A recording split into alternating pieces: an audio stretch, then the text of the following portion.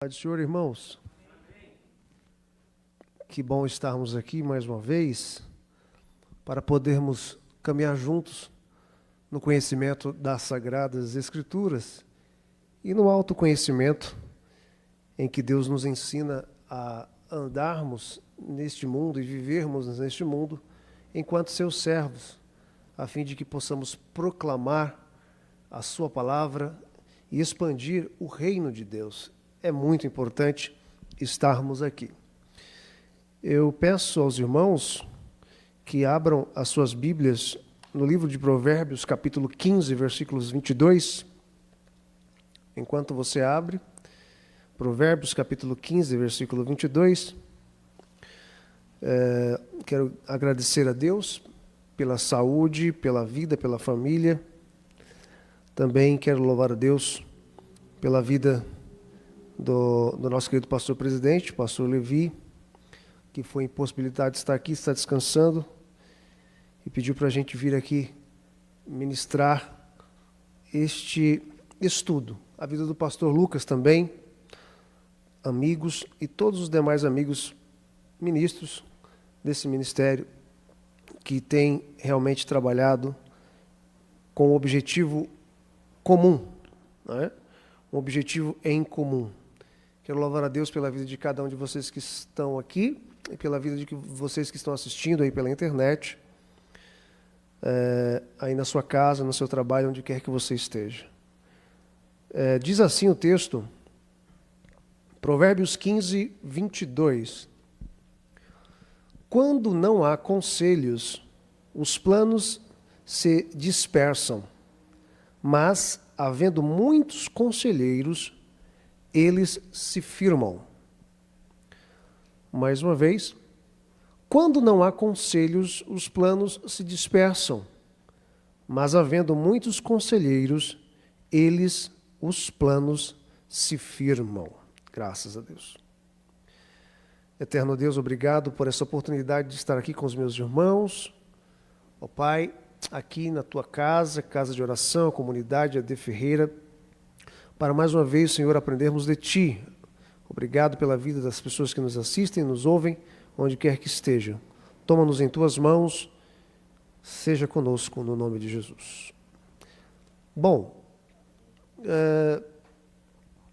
nós precisamos viver com intenção. Precisamos viver com propósito. E isso já é sabido, nós sabemos disso. Mas o que parece, muitas das vezes, que nós mesmos somos pegos de uma maneira a sermos surpreendidos com perguntas que talvez não sejam nem preciso serem ditas, mas lá no nosso consciente a gente se pergunta: qual é o meu propósito na vida? O que devo fazer para que vim a esse mundo, ou o que estou fazendo aqui, se não no mundo necessariamente, mas em um determinado local, participando do corpo de alguma instituição. O que eu estou fazendo aqui? E, infelizmente, no mundo tão caótico que vivemos, de informações muito aceleradas, no mundo tão conflituoso que nós vivemos, conflitos existenciais, as emoções muito instáveis da sociedade, as pessoas parecem não estar cumprindo um propósito, porque elas não têm consciência de qual seria o seu propósito. E nós precisamos ter propósito, nossas ações precisam ser ações que sejam propositais, para que nós possamos atingir objetivos na vida. Nós precisamos saber qual é o caminho e trilhar, andar por este caminho. E isso requer também ter estratégias para poder, pelo caminho, superando as dificuldades, superando as contrariedades, alcançar o objetivo proposto e assim cumprir o seu propósito. O propósito de Deus, que na verdade ele precisa ser assentado, ele precisa ser ministrado, ele precisa estar latente no nosso coração. E muitas das vezes nós não encontramos propósito. Isso é muito perigoso, porque nós perdemos o senso de utilidade.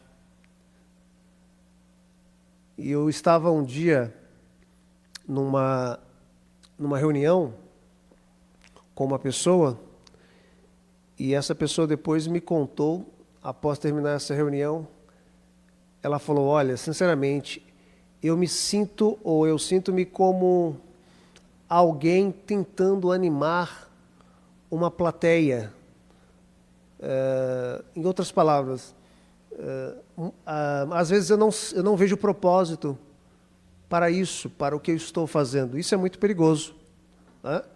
Nós precisamos viver com propósito, e além do propósito, nós temos que colocar uma carga de emoção nas nossas vidas. Aliás, nós somos também emoção. Nós somos dotados de emoções. De sorte que não é proibido que a vida seja uma odisseia. Não é proibido que a vida seja uma aventura. A aventura, temos medo, temos perplexidade, temos surpresa. De sorte que vivemos intensamente. E precisamos viver de sorte que a vida valha a pena, seja digna de ser vivida. E uma dica é o que Paulo escreveu. Ele disse: olha, nós não andamos por vista, nós andamos e não nos movemos por aquilo que é aparente, mas nós andamos por fé. Nós andamos por fé. Então nós não podemos perder a fé. Até porque as Escrituras dizem que sem fé nós não conseguimos agradar ao eterno Deus, e é impossível agradar a Deus. Então precisamos viver com propósito. Eu quero começar essa nossa reflexão nesta noite fazendo essa pergunta. Obviamente você não precisa me responder verbalmente, mas vamos bater um papo. Vamos falar aí com a nossa consciência, né? Qual é o seu propósito de vida? Enquanto pai, enquanto mãe, enquanto filho, enquanto funcionário de uma instituição, enquanto cristão?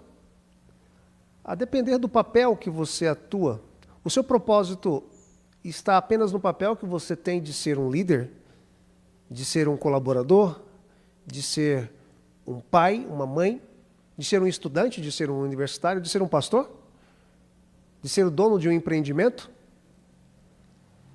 O seu propósito está apenas em cumprir um papel aparente, um papel que te leve a estar encaixado numa engrenagem social? Ou o seu propósito está um pouco mais além disso, além das aparências? Eu quero falar aqui um pouco sobre algumas coisas interessantes que eu acredito que vão te ajudar e vão me ajudar quando sairmos daqui, a pensarmos melhor no nosso objetivo na vida e na forma com a qual nós nos movimentamos para atingirmos esses objetivos. Infelizmente, né, e acredito que vocês vão entender daqui a pouco por que estou falando infelizmente, muitas pessoas vivem assim: seja o que Deus quiser. Realmente, seja o que Deus quiser, mas não no seu conceito, mas no conceito dele. No conceito de que ele reage, ele reflete muito do desejo do nosso coração. Mas se nós não tivermos ganas, como diz o latino, né? Los hermanos, se nós não tivermos vontade, se nós não tivermos ambição, se nós não tivermos um propósito fixo e definido, vai ser segunda, terça, quarta, quinta, vai embora sábado, domingo, os meses vão passando, janeiro, fevereiro, o ano começou agora. E as coisas não vão mudar. Porque você e eu somos agentes de mudança. E isso parte de um propósito que nós precisamos ter, um propósito definido. Eu quero falar aqui algo interessante, que faz parte da agenda do dia de muita gente, sobretudo de quem vive na cidade grande, que é a nossa experiência urbana com os roedores. Você pode comprar um apartamento, o mais elevado que for, em um momento ou outro você vai encontrar um roedor dentro da sua casa. E, aliás, dizem aí as pesquisas que são os lugares que eles gostam de estar em edifícios, onde tem ser humano, ele está lá. Nas vias férreas, né? Onde passam os metrôs, os trens, onde há acúmulo, muitas das vezes, de sujeira, estão lá os roedores. E esses roedores dão um trabalho, e é perigoso até trazer doenças infecciosas que podem levar até à morte. Daí porque o cuidado de termos todas as precauções possíveis para mantê-los distante de onde nós vivemos, de onde nós moramos. Só que esses roedores, chamados de ratos, se nós formos analisar essa relação, que não é bem uma relação, né? Esse embate que existe entre seres humanos, principalmente na cidade grande, e os ratos, essa luta para mantermos o nosso perímetro e nos livrarmos do raio de ação desses ratos, isso nos traz uma lição. E o que eu vou falar aqui não é tão diferente do exemplo que a Bíblia fala sobre o leão, sobre o veado, sobre a gazela, sobre a serpente. A Bíblia até fala sobre o dragão. E se nós formos olhar o dragão, algumas pesquisas, já estava lendo esses dias, estão mostrando aqui, alguns arqueólogos, alguns estudiosos, achando fósseis de possíveis dragões que existiram. Mas até hoje, os dragões são parte da mitologia. E a Bíblia fala sobre dragão, claro que de uma maneira parabólica, de uma maneira alegórica. Então não é nada incomum nós tirarmos alguma lição sobre caçar ratos. Afinal, nós precisamos sobreviver, precisamos ter um limite, impor esse limite, para que a nossa saúde, para que a nossa convivência possa estar intacta. Então, a primeira coisa que eu aprendo é que nós devemos conhecer bem o propósito a ser alcançado. Seu propósito de vida. Mas o que isso tem a ver com a caça aos ratos, aos roedores, que tanto nos incomodam na cidade grande?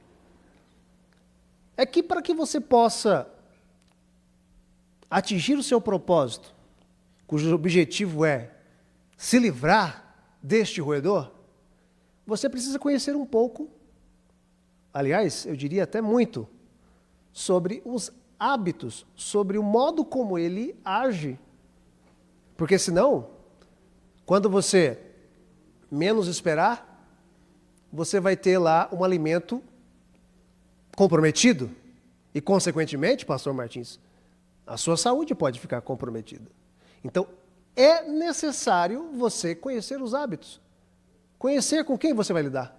E outra coisa, eu sei que eu pesquisei isso, eu trabalhei muito tempo combatendo isso. Sim. O rato camundongo, a gestação dele é de média 10, 12 dias.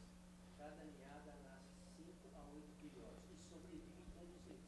Então, se cuidar de um mês, você tem uma população competitiva. O pastor Martins está falando que, como ele trabalhou já com isso, combatendo isso, o rato, principalmente o camundongo, ele tem uma ninhada que dá de 8 a 12 dias, nasce, né? Cerca de quantos, mais ou menos? De 5 a 8. Então, em pouco tempo, você pode ter uma ninhada dentro de casa. E se você for pesquisar, e o senhor está aqui para me ajudar muito bem, ele gosta muito de fazer ninhos. Gosta de lugares acessíveis, onde eles possam se esconder. E também, para fazer os seus ninhos, eles colocam papel, pano para aquecer. E geralmente eles ficam em lugares baixos, em lugares que tenham frestas. Nossa. Eu digo para vocês que eu fui pesquisar para falar isso aqui. Por quê? Porque nós precisamos conhecer o objetivo ao qual nós devemos alcançar, justamente para nos prepararmos para alcançar aquele objetivo que nesta parábola, que por comparação, é justamente nos livrar destes roedores. E se você não conhece, você vai ter sérios problemas. Você dificilmente vai se livrar deles, e pelo contrário, eles vão aumentar. Você vai descobrir que, por exemplo, ele tem hábitos noturnos, você vai descobrir que ele não tem uma visão muito boa, mas ele tem um faro muito bom. Você vai descobrir que eles são adaptáveis e que, se eles perceberem uma armadilha, e eles percebem, eles dão um jeito de não cair nessas armadilhas. Então você vai ter que se preparar. E quando eu for às Escrituras Sagradas, falando-se em preparo, falando-se em buscar conhecer o objeto do seu propósito, eu me lembro de que quando o povo de Israel estava prestes a chegar à terra prometida, Deus havia dado uma terra, havia prometido essa terra, e havia dado em profecia, mas eles precisavam tomar posse dessa terra.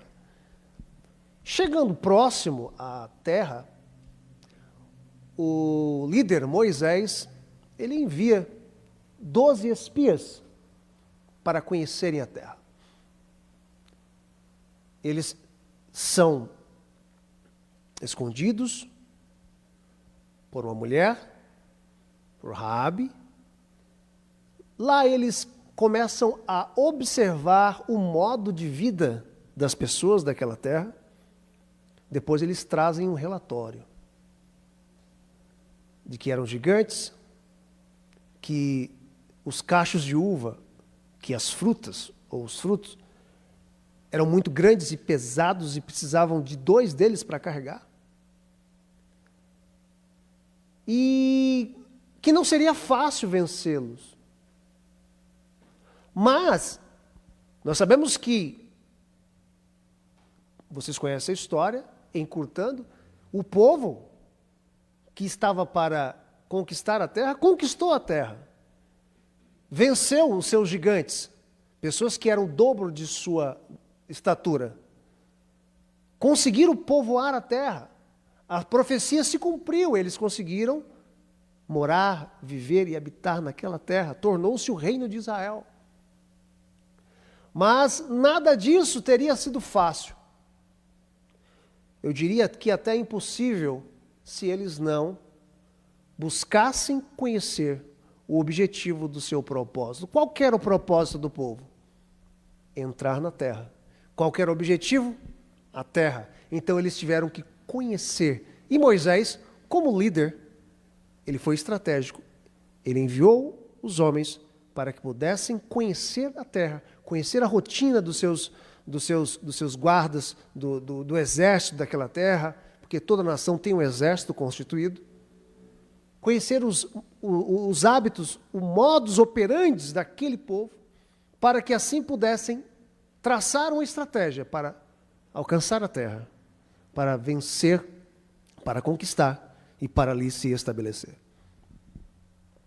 Então, eu aprendo que com esses roedores, fazendo essa parábola urbana, nós aprendemos bastante, porque é tudo aquilo que nos incomoda, tudo aquilo que nos dá sede para que possamos alcançar ou se livrar, nós precisamos nos movimentar com direção, diretivamente, assertivamente, para que possamos, de fato, termos sucesso naquilo em que nos propomos a fazer.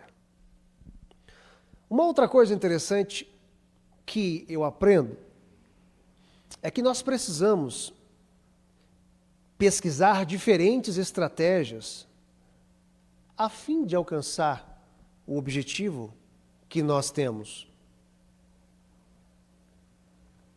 Às vezes não dá de um jeito, mas dá de outro.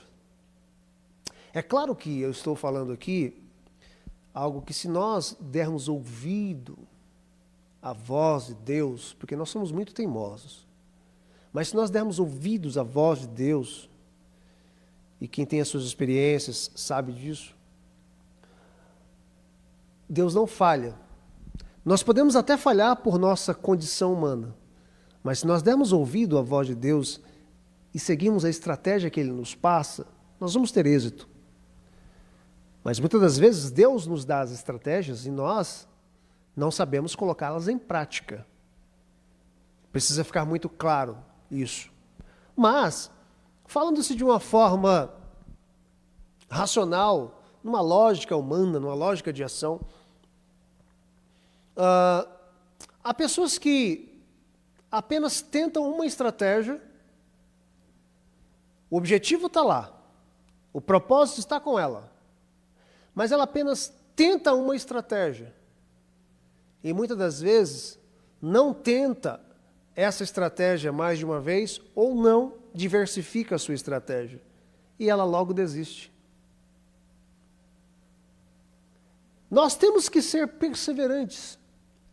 Paulo, ele escreve dizendo para que nós possamos permanecer firmes após usarmos todos os armamentos que um soldado deve usar.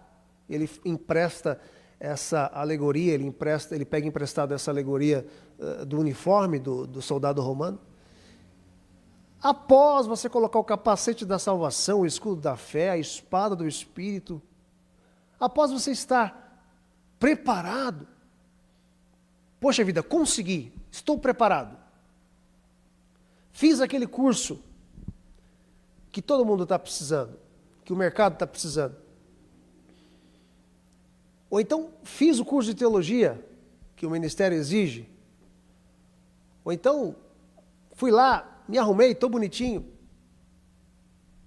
Você deve persistir. Você deve perseverar. Eu devo continuar insistindo. Porque não vai ser na primeira vez, geralmente não vai ser na primeira vez, que a porta vai se abrir. Mas você precisa continuar insistindo. E eu percebo isso, que muitas vezes quando você vai colocar a armadilha para o roedor, a armadilha para o rato, os estudos mostram que você deve colocar essa armadilha num canto escondido, porque geralmente quando ele passa pelos cantos, porque ele tem um instinto de sobrevivência, de preservação, que é natural a todo ser vivo, e que geralmente ele volta pelo mesmo caminho. Ele faz um caminho até com a sua própria urina. Daí é muito perigoso, você tem que sempre limpar o ambiente com produtos para que você não possa correr o risco de uma criança colocar a mão, levar a mão à boca, ou cair um alimento, de repente querer colocar a boca. É importante o asseio. E se você coloca uma armadilha naquele determinado lugar, possivelmente você consegue alcançar o seu objetivo de se livrar do roedor. Mas muitas das vezes, e ele é inteligente, as pesquisas mostram, os senhores podem até pesquisar isso, ele não vai cair na primeira vez. E você vai precisar trocar de lugar. Muitas das vezes você vai precisar trocar de armadilha. E existe um alçapão, né, que você coloca, e quando ele tem uma mola muito, muito forte, né, e quando ele pega a isca, geralmente a mola desarma. Mas se aquele alçapão, aquele gancho tiver com a língua muito para fora, você corre o risco dele comer da isca e não desarmar o alçapão. Então você vai ter que mudar de estratégia. Coloca uma isca mais robusta para ele poder fazer força, ou então você coloca a linguinha do alçapão bem na ponta, que assim que ele encostar, ele é pego e você se livra do roedor, você se livra de um baita problema dentro da sua casa. Então, estes são apenas alguns exemplos, existem outros exemplos que alguns, no caso da Sociedade Protetora dos Animais, não recomendam que seja ético, né? Existem até os ratos de laboratório também, que muitas pessoas, os cientistas usam para fazer de cobaia, e entra até numa questão ética.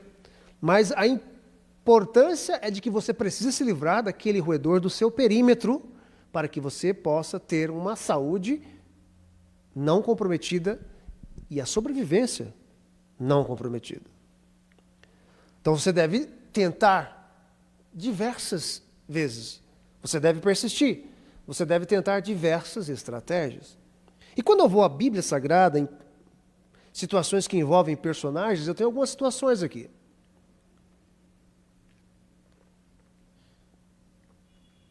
Primeiro é a queda de Jericó. Primeira cidade, primeira ou segunda, acho que foi a primeira, né, a ser conquistada, né, para que o povo pudesse se estabelecer. A orientação foi dada que eles entrariam em Jericó, porque antes de o povo se estabelecer na terra, conquistar a terra, o povo foi conquistando cidades, foi conquistando Ai, Jericó, Laques e várias outras cidades. Chegando em Jericó, era uma muralha muito gigante. Os historiadores dizem que 2 carros emparelhados, carros comuns, populares, passavam por cima, poderiam colocar eles emparelhados em cima do muro, que daria, né, o espaço certinho de 2 carros emparelhados. Era muito alto o muro e a cidade toda era fortificada com o muro. Eu me lembro de Constantinopla, né, o último reduto do Império Romano a ser conquistado pelos otomanos. E Constantinopla me parece que era muito mais ainda fortificado, porque existiam fossos, existiam níveis de muralhas. De sorte que, voltando a Jericó, Jericó era um lugar muito difícil de ser conquistado. E Israel não era um povo gigante, numeroso. Era bastante gente, mas era muito menor do que qualquer nação que eles iriam conquistar. E eles não tinham armas. Os primeiros peritos em armas de ferro foram os filisteus. Eles lutavam com o que eles tinham, com armamentos rústicos, de pedra, de pau, e com estratégia. Aliás, as maiores vitórias de Israel não foi necessariamente só por conta da força física, da batalha, das lanças, mas sim com as estratégias. E acontece que Deus disse, olha, vocês vão rodear a cidade por 7 vezes. E na última vez, no caso por 7 dias, e na última vez vocês vão rodear por 7 vezes aquele dia. E vocês vão deixar que algo vai acontecer. Qual é o ser humano, aqui entre nós, que vai entender um negócio desse?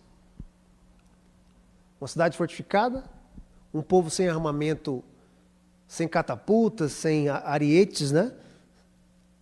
Nada. Como que esse povo vai conquistar uma cidade fortificada? De pessoas que estavam como feras acuadas, ou seja, se eles conseguissem invadir, as pessoas iriam defender suas vidas, suas famílias, e eles não sabiam o que esperariam. Sabiam que não era coisa boa. Mas eles simplesmente resolveram obedecer. E eu me lembro que disse Samuel a Saul: muitas das vezes é melhor obedecer do que pagar para ver. É melhor obedecer do que fazer sacrifício de tolo. E eles não entenderam a estratégia, mas havia uma estratégia. Eu não sei o momento de vida que você está passando, na sua vida profissional, na sua vida espiritual, na sua vida conjugal, na sua vida familiar, até social, com seus vizinhos, com seus parentes. Mas, para que nós possamos muitas vezes alcançar o objetivo do propósito que nós temos, ou do propósito que Deus ministrou ao seu coração, é necessário darmos continuidade a ouvir a voz de Deus e simplesmente baixar a guarda e executar exatamente da forma com que Ele falou para que nós possamos fazer. Por mais que você não entenda, porque vai dar certo. Porque muitas vezes a gente não vai entender mesmo como Deus trabalha. Mas Ele trabalha por nós. A Bíblia diz que com os olhos nunca se viram, com o coração nunca não subiu ao coração do homem, com o ouvido nunca se ouviu. Um Deus tão especial, que trabalha em torno daqueles que esperam nele. Mas esperar não é simplesmente ficar de braço cruzado.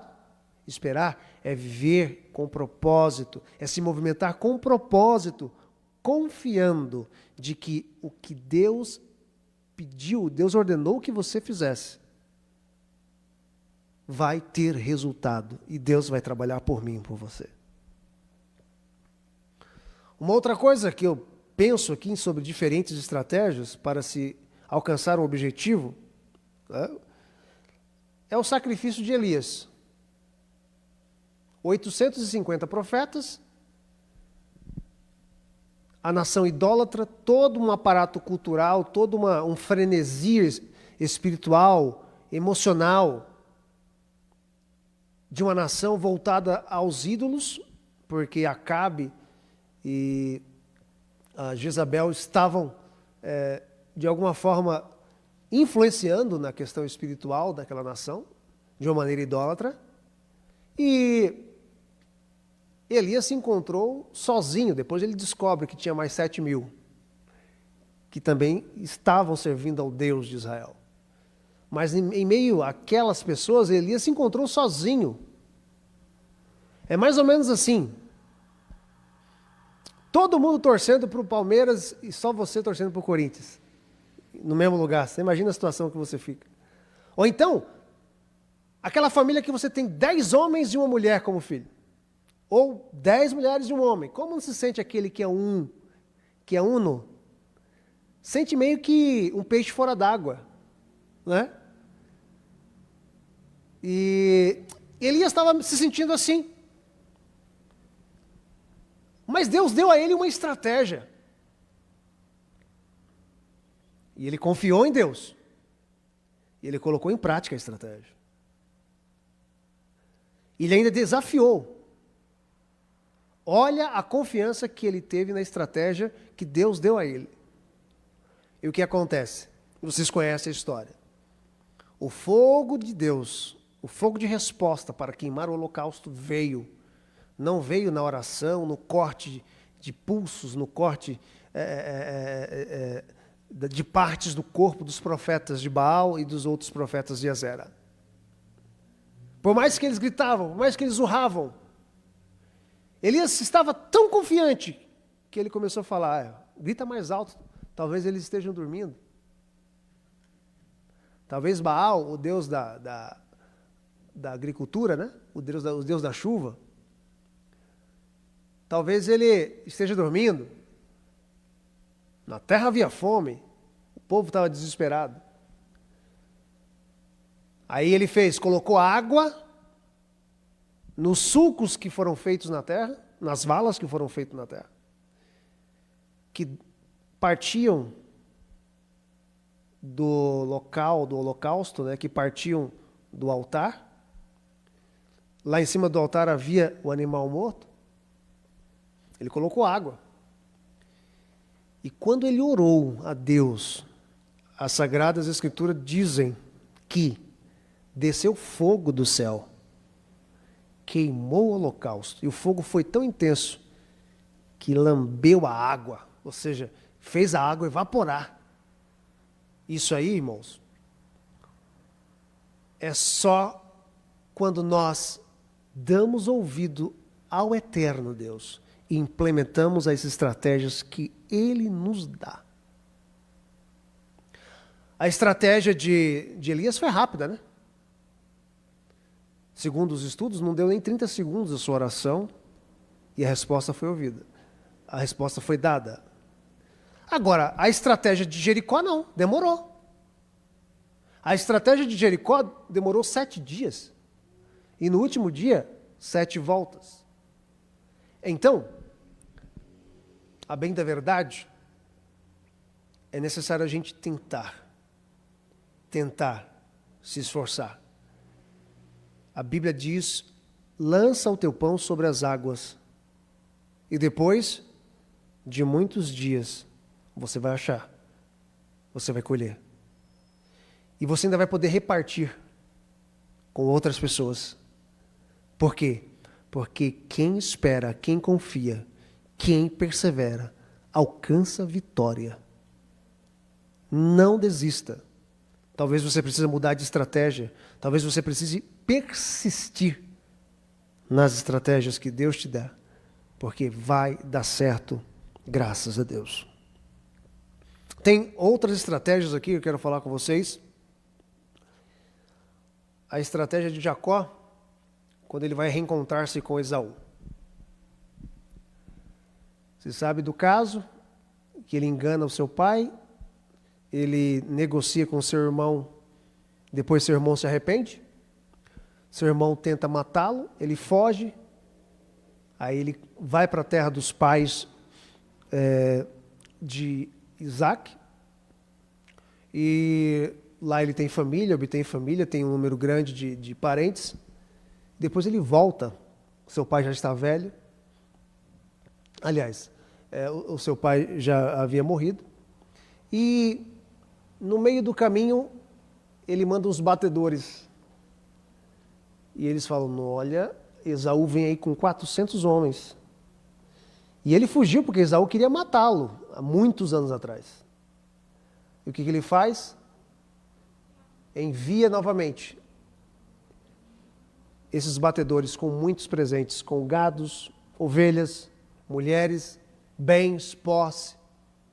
Essas pessoas se ajoelham perante Esaú, mostrando respeito, dizendo que era o irmão dele que estava enviando aqueles presentes. E aí há uma reconciliação em que os dois irmãos se abraçam e choram. Agora, se Jacó fosse perante seu irmão para medir forças, certamente haveria derramamento de sangue. Existe um ditado que diz que quando duas forças de igual peso se opõem, o mais sábio é quem se curva primeiro. Você percebe a sabedoria da leoa, né? No reino animal.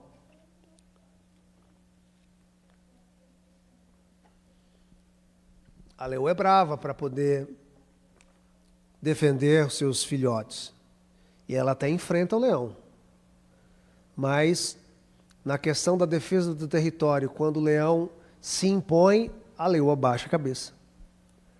É a sabedoria. Porque você não precisa enfrentar necessariamente para você vencer. Você não precisa bater de frente com seu marido.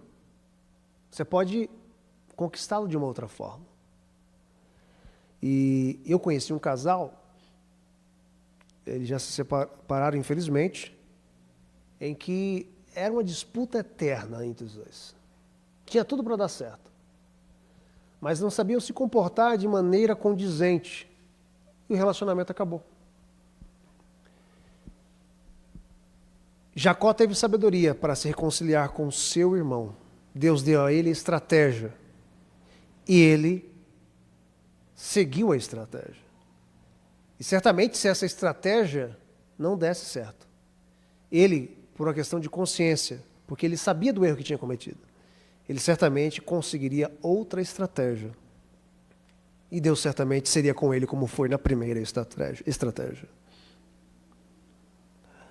Uma coisa que eu vejo também como uma estratégia muito Aí eu não estou falando agora de uma estratégia do homem necessariamente, ou de Deus ministrada ao coração do homem, mas estou falando de uma estratégia de Deus usando homens, usando pessoas, e no caso aqui usando José, sem mesmo que ele soubesse.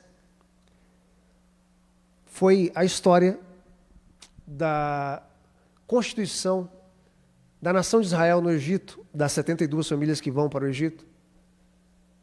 Começando com José, que é enciumado, ou os irmãos estão enciumados por ele. Ele é vendido para uma caravana de ismaelitas, é levado até o Egito. Lá, ele trabalha para o governador, lá ele vai para a prisão, lá Deus o usa para discernir sonhos. E lá Deus faz dele o segundo em comando na hierarquia do Egito. Mas ainda antes de tudo isso, Deus dava a ele sonhos, lampejos do propósito. As espigas de milho, as estrelas, a lua e o sol que se curvavam perante uma estrela. E ele não entendia muito bem. Ele chegou até para o seu pai e contou. Seu pai entendeu, mas ele se calou sabiamente para não inflamar mais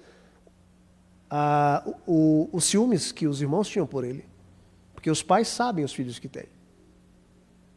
E quando forjaram a morte de José e levaram a capa que ele havia ganho do pai, toda ensanguentada com o sangue de um animal, e o pai acreditou que ele havia morrido, aquilo foi uma facada muito grande, porque José era o filho da velhice, era o caçula, era o mais mimado.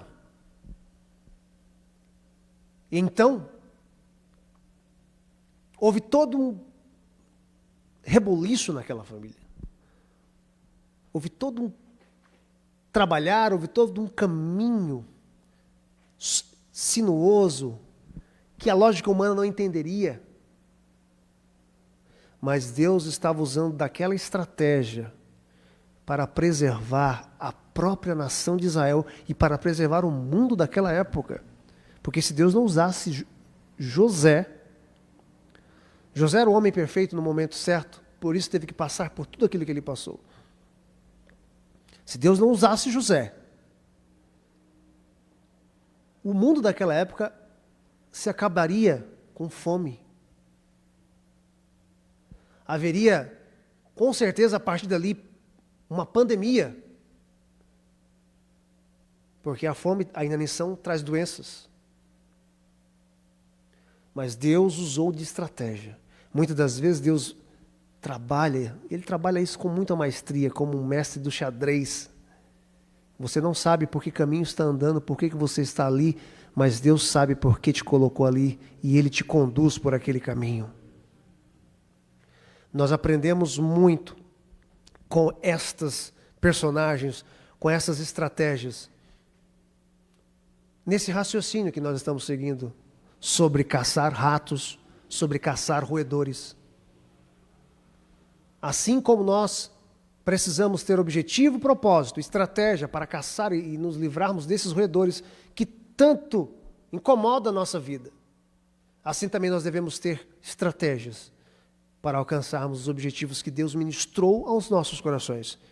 E assim o próprio Deus tem estratégias de usar-nos, muitas das vezes quando nós nem sabemos o motivo, ou a causa, a razão, a circunstância que está acontecendo. Mas Deus ainda está no controle de tudo. Tem muita coisa. Eu tenho 5 minutos. Tem a estratégia de que Samuel finge prestar um sacrifício para poder ungir a Davi. Porque Saul certamente tinha lá os seus olheiros. E Deus já havia falado que tinha destituído o reino de Saul. Ele dá um jeito de ir até a casa de Jessé e de ungir a Davi. Mas a última lição que eu aprendo aqui sobre caçar ratos é que nós devemos desenvolver intuição sobre o segredo das realizações.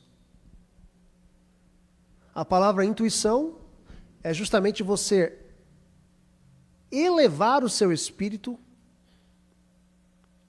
por via daquilo que nós conhecemos como emoções,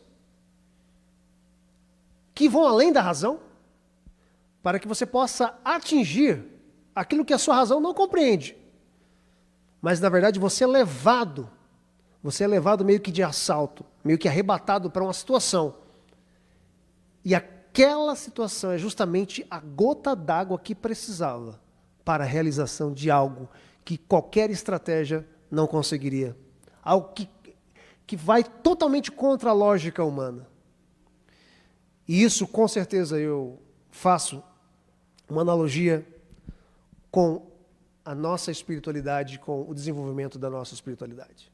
Quando nós desenvolvemos a nossa espiritualidade na oração, na meditação da palavra, na contemplação do bom e do belo, como dizia o filósofo Platão, quando nós passamos a não andar por vista e sim por fé, como dizia Paulo, o pregador e filósofo também, cristão, nós vamos entender que existe segredos que nunca nos vai ser revelado ou nos vão ser revelados completamente. Mas vai ter o momento certo. Vai ter, Pastor Martins, o pulo do gato. Pastor Jorge, vai ter o momento da intuição, do segredo das realizações. Sabe quando nada vai dar certo, parece não dar certo? De repente você tem uma ideia maluca. Quem já não viveu uma experiência assim? E deu certo? Você fala, nunca que eu ia imaginar que ia dar certo. Existe um segredo das realizações. Eu li um livro de Rhonda Byrne chamado O Segredo, há muitos anos atrás, falando da conspiração que existe no mundo metafísico para a realização das coisas que a gente não entende. Mas, obviamente, a gente percebe que há um mover espiritual para isso. E como que eu entendo isso no paralelo com relação ao caçar ratos? É que muitas das vezes, em qualquer lugar que você colocar armadilha, você não vai conseguir encontrá-lo. Por quê? Porque algumas vezes você se depara com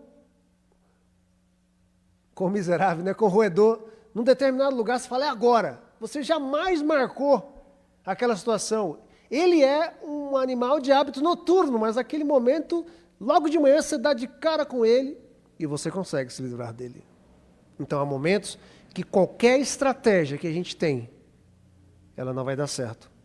Mas se nós resolvermos ter um relacionamento com Deus, Ele nos vai dar a intuição correta para fazermos grandes coisas, porque está escrito, disse o salmista, em Deus, somente em Deus, nós faremos proezas. E a palavra proezas quer dizer grandes coisas que a lógica foge, que o entendimento foge, que o raciocínio humano foge. Mas Deus faz a gente, coloca a gente no lugar certo. E nos usa como instrumento ou usa outras pessoas como instrumento. Pode ser o ímpio, pode ser uma pessoa que não tem a mesma fé que você, não importa. O importante é que você atinja o seu objetivo. E nessa parábola, é importante que você consiga se livrar do rato. E apenas falando, não vou detalhar, 2 exemplos de intuição. Paulo, pregando a palavra em Atenas, acho que é em Atenas mesmo, tinha lá um panteão, um lugar que tinha vários deuses, era cultura grega, acreditavam em vários deuses, e tinha lá um altar sem nenhuma representação de nenhuma deidade. De repente, existiria um Deus que eles não conhecessem, então eles deixaram lá, e tinha um nome lá, o Deus desconhecido. De repente, eles não conseguiram catalogar quantos deuses poderiam existir, quantos deuses os homens haviam constituído para si. Paulo teve a intuição, é aqui que eu vou pregar o evangelho. Se eu for pelo conhecimento filosófico de Platão, Aristóteles, de Sócrates, de Zenão, dos estoicos, eu não vou conseguir. Mas ele entrou justamente, Deus deu a ele, nós chamamos de epifania, deu a ele o estalo, caiu a ficha, a intuição para a realização do milagre da pregação do evangelho que move corações. Outro exemplo é a pregação de Pedro. começaram a falar em novas línguas. Cerca de 17 nações representadas em Jerusalém. Pessoas do mundo inteiro iam para lá e muitos voltavam prosélitos, voltavam convertidos ao judaísmo, por conta das festas, tabernáculo e tantas outras festas da Páscoa. E o Espírito Santo desceu sobre aqueles discípulos que estavam com medo, haviam perdido o mestre, achavam que ele não mais estaria com eles, mas de repente o Espírito Santo encheu aqueles corações e houve a intuição do próprio Espírito Santo na vida de Pedro. Agora é o momento certo de eu falar sobre esse Jesus. E quando ele começa a pregar o Evangelho, depois de todo mundo estar falando em várias línguas, as pessoas maravilhadas, mas eles estão falando grego, eles estão falando arábico, eles estão falando, enfim, latim, que seja, mas eles não estudaram, são pescadores. E Pedro, cheio do Espírito Santo, levanta e começa a pregar o Evangelho. E a Bíblia diz que naquele momento, cerca de 3.000 almas, após a pregação do Evangelho, se converteram a Jesus Cristo. Então, este é um exemplo também de intuição. Isso só se dá por intimidade, por relacionamento e por contemplação do humano para com o sagrado. Como caçar ratos? Esses exemplos das estratégias, em paralelo com as personagens bíblicas, em paralelo com os acontecimentos bíblicos, possam ficar com a gente e que nós possamos pensar melhor como que nós estamos levando a nossa vida. Baixa a sua